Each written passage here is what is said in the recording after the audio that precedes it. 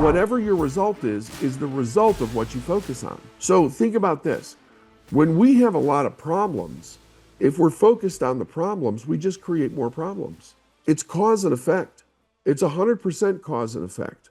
Every problem that you have is a reflection of who you were yesterday and what you focused on yesterday. So in order to change it, you've got to change your focus. In Proctor's book, when he wrote Born Rich way back in the day, I think it was in the back of the book, he put down a debt repayment system in there. Very simple, very rudimentary, right?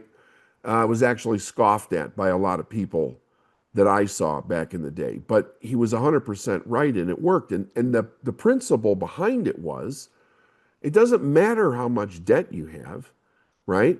It matters how much you focus on earning. But most people focus on the debt. So what do they get? They get more debt because we get what we focus on. So the idea is not to ignore your debt. Like, you want to know what it is. You want to negotiate it to a way where it gives you the best chance of winning if you can. I did that, by the way, when I had the embezzlement in my company. I renegotiated all of my debt because not only did they take my money, but they took my mailing list. I had to start over from scratch, right? After being in business for almost 5 years, everything was gone. In the blink of an eye, it was gone. And I had to start over from scratch. I had to reestablish relationships, everything. I was prohibited from contacting the list that we all merged together, right, in this joint venture that I was part of. So in order to do that, it was kind of like my debt was the equivalent of, I don't know, I think my bills were about $20,000 to $30,000 a month at the time, up, from 5,000. So I'm like, I got to get that back down, because without being able to leverage the leverage that I had built, starting over, I had to start over. So I wanted that debt as small as possible. So the first idea came from Bob, and then what I did not know that Tony Robbins told me was how to renegotiate it with actual companies. So I got on the phone myself. I stayed on the phone. I kept dialing and dialing and dialing until I found somebody in the company that would negotiate, which was almost never easy. Sometimes it was 3, 4, 5, 6 phone calls to find somebody in the company that had the power to say, yes, we'll renegotiate your debt, right? The collectors don't have that power generally, right? Their power is to bully you into paying. So it was a lot of work, right? I had to get in there. I couldn't accept the idea that the answer was no. I had to find somebody that would say yes. Anyway, I got that debt down to something that was reasonable based on the situation that I was in. But then all of my energy after that, every bit, was on making money. That was it. I started off by asking for help. I called a friend. Now, the friend was part of the list, but I didn't call him as being part of the list. I called him because he was a friend. And his name was Bob. It wasn't Proctor. It was another Bob, guy that lived in Tampa. And I said, can you help me? And he had the ability to put a bunch of people in a room to do in a seminar. And he said, after what you've done for our family, I'll help you any way that you want. And he put about 600 people in a room. And I went and did a 3-day seminar for them. And then that exploded from there because I networked every person that was in there. I signed every person that I could up for coaching. It gave me enough business to just catapult me for the rest of the year. And we replaced everything within 12 months. When this first happened for me, when this problem first happened, I was so consumed with being pissed off that for 2 weeks, I was just focused on suing these people. I don't even remember the guy's name. I probably should remember his name and put a plaque up in my office to this guy. But he was an attorney that I went to that I didn't know. I had no relationship with the guy. And I told him what happened. He said, let me do some research and find out what's going on. A week later, I'm back in his office, and he says, okay. He said, everything that you said is true. They took the money, right? A judge will totally find them guilty of taking the money. He said, and you're never going to see a penny of it. And I said, why is that?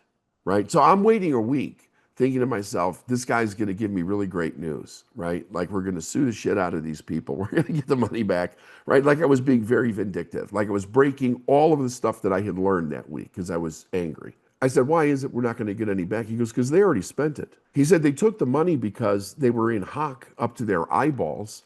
And as soon as they got the money from all the sales that you guys made, they spent it.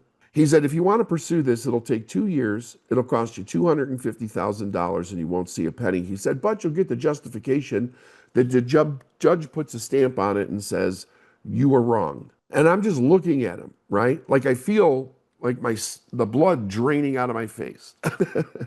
He goes, you know something? I don't know why I'm about to tell you this. He said, because I'm not going to make a penny off of this. He goes, and I'm not going to charge you for what we've done so far. He said, but you already know how to do this. You already know how to build this.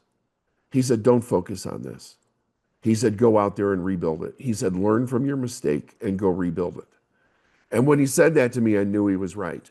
So from that day forward, I just focused on the solution. I didn't focus on the problem. And it was an amazing lesson in turning problems around and turning them around quickly, because that wasn't the first set of problems that I was going to have, and it won't be the last either. So the idea is, it doesn't matter what the problem is that you've got. Ask yourself, what is the solution? Focus on the solution. Let's say that you're having trouble emotionally. If you all remember the story about when the guy said to me, you don't want it bad enough. When you tell me you're struggling emotionally, you don't want it bad enough. That's the truth. Because if you wanted it bad enough, you would stop struggling. What you don't realize is that you've got the ability to do it right now. You don't need therapy. You don't need another course. You don't need to read 5 more books. You don't need to study anything. You've got the ability to change your emotional self right where you are right now. Every human being has that ability. It's a decision to change what you're focusing on every day, but you've got to make the decision every day. Sometimes you have to make it every hour of every day. So it's like you consciously know, right? It doesn't matter how you feel. And the opposite is what we've inherited, right? Most of us inherited that our feelings are everything. Like, no, your feelings aren't everything. Your feelings are nothing. They're passed down, they're inherited, they're not real. You're making them up. There is no factual evidence for your feelings anywhere in the universe. It's just that somebody said, oh, this happened and you should feel this way, because we have the ability to feel. But your emotions are the engine behind what you think. The engine. In other words, your thought, your conscious thought of what you want is basically benign all by itself. It doesn't do anything, right? It doesn't do anything. How do we know this? Because you guys think millions of thoughts every day. It doesn't pop out into your universe, you know? It'd be pretty horrific if life was like that. Every thought that you think, all of a sudden it manifested in your life. That would be a real shit show, right? But that doesn't happen. If you understand what you think on a superficial level makes no difference. It's the emotion that you put behind it that makes the difference. Because you can take a thought that you deem positive, but you put a negative emotion behind it, and that's the energy, that's the frequency in which you send it into the universe, and that's what returns to you. The opposite. It's the energy that makes the difference. The thought is an image that gives the energy direction. When you have a problem and you feel a negative emotion, you're in a negative energy on a negative frequency. The second you recognize it in yourself, you should be like, I'm changing it right now. I'm changing it right now. How do I change it? I focus on what I want. I ask myself, what is the equivalent emotion that goes with what I want? Excitement, gratitude, adventure, fun, right? I have to do something to get my body to follow along with that, right? Get up and dance. Get up and do the rant thing that I've taught you to do, that I did. Several of you have done it, and you've changed your income that week. Don't stop doing it. If something happens in my life and I need to change an outcome, my energy gets so focused and so intense in that direction, I will not permit anything else. It's got to change now. Raheem knows, he does the same thing. When him and I are working together on an outcome, it's like we're locked in. Boom, this is what's going to happen. That's it. There is no other opportunity. But what's happening? We're choosing to change the direction of our thoughts. And we're saying, this is what I'm going to do. You have to stop giving power, because that's what you do when your negative emotion is taking over. You're giving it the power. Remember, the emotion has no power over you. You're giving it the power. Hand to God. What changed this for me out of everything that I've studied, all the people that I've worked with, everything that I did, was this meeting with this guy who said to me, you don't want it bad enough. And it was all of a sudden like, like a moment of clarity. You see something you didn't see before. I needed that punch in the face at that moment. And it really was. It was a verbal punch in the face. I did not know that I was consumed by playing less than I was capable of being myself. And I realized that in the car ride home. And when I realized it, I'm like, oh, never again. Never again. And what did I do? I got home and I went out and I made that sale. The one that turned me down the day before, I went out and made that sale. I got so intense about my outcome. Why is that? Because I actually did want it bad enough. It was almost like I was under a hypnosis and I was operating by a different set of rules that says, oh, you can't ask again. You can't insist, right? You can't push any further because you're being rude or you're being a bad person or whatever. I was never rude or a bad person in any way, but I got indignant about the direction that I was going to go. And you let somebody say no, so what? Go on to the next person.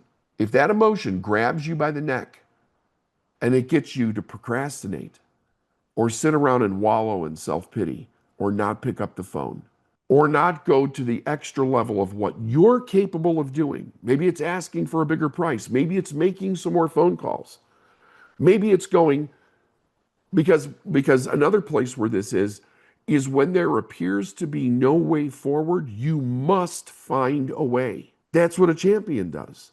They must find a way, and they will find the way. Everybody else falls by the wayside. Why?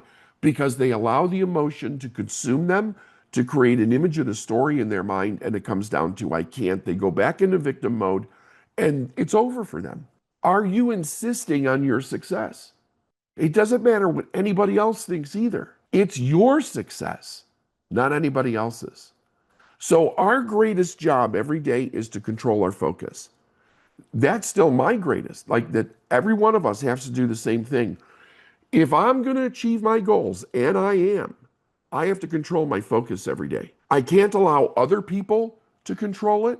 I can't allow so-called bad things that happen control it. I must stay focused on the end goal, period, regardless. We're all winners here, but that's the winner's creed.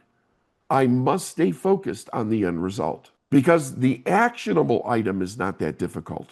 It's changing the emotion inside of yourself. And if you say to yourself, I'm getting there, no, that's a ploy. You have the ability to change it right now. And I promise you, if the circumstance in your life was dire enough, you would change it instantly. And that usually has to do with other people. Like if you had to do something to save your kid's life or your husband's life or your wife's life or your mom's life or something like that, you would beg, borrow, or steal in order to get that done. You would change the emotion. It would not stop you. The apparent difficulty of, well, I don't know how we're going to make this happen. You'd be like, no, bullshit. This must happen. And you would break through your own insecurity, your own terror barrier, and you would make it happen. The key to this is that you gotta want to do it for you. You gotta want to do it for you. In other words, you have to want it bad enough. So you must also work on keeping wanting it bad enough visible every day. Because nobody can do that. I can't do that for you. What I can't do is I can't control your environment so that you keep your desire and what you want high up on a shelf and it's clean and it's clear every single day. Only you can do that. You have to keep your desire in perfect working order every day. That's your job. And then you have to follow it every day. That's your job. There is something that's beating in the heart of each one of you that you want, that you desperately want in your life. Every one of you is an amazingly great person. You have to control your focus. All you have to do is say yes to you. Forget about anybody else. There's nobody else in control of what you want, just you. Make a decision, period, and go after it. You'll manifest everything that you want for the rest of your life.